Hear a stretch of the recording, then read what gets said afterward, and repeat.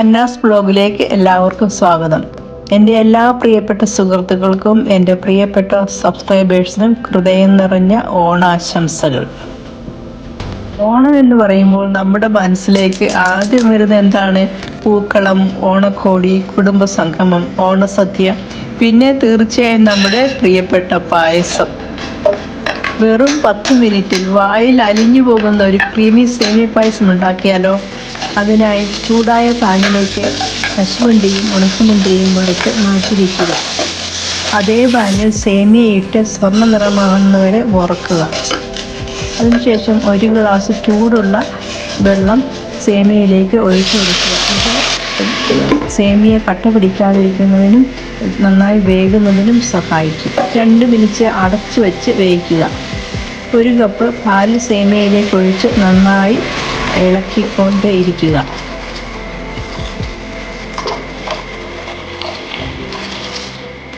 ഇതിലുള്ള പഞ്ചസാര ചേർത്ത് 3-4 മിനിറ്റും കൂടി തിളപ്പിക്കുക.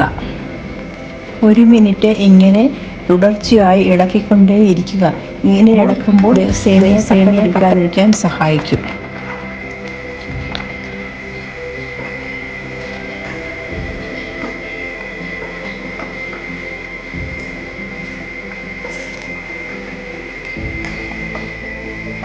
പൊടിച്ചു വെച്ച 1/2 സ്പൂൺ ഏലക്കാപ്പൊടി ചേർത്ത് ഇളക്കുക.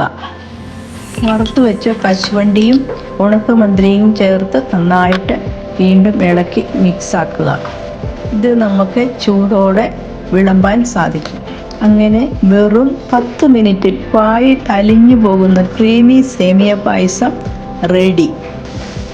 ഈ വീഡിയോ ഇഷ്ടമായാൽ ലൈക്ക് ചെയ്യാനും സബ്സ്ക്രൈബ് ചെയ്യാനും കമൻറ്റ് ചെയ്യാനും മറക്കരുതേ കൂട്ടുകാരെ. ഒരിക്കൽ കൂടി എല്ലാവർക്കും ഹൃദയം നിറഞ്ഞ ഓണാശംസകൾ.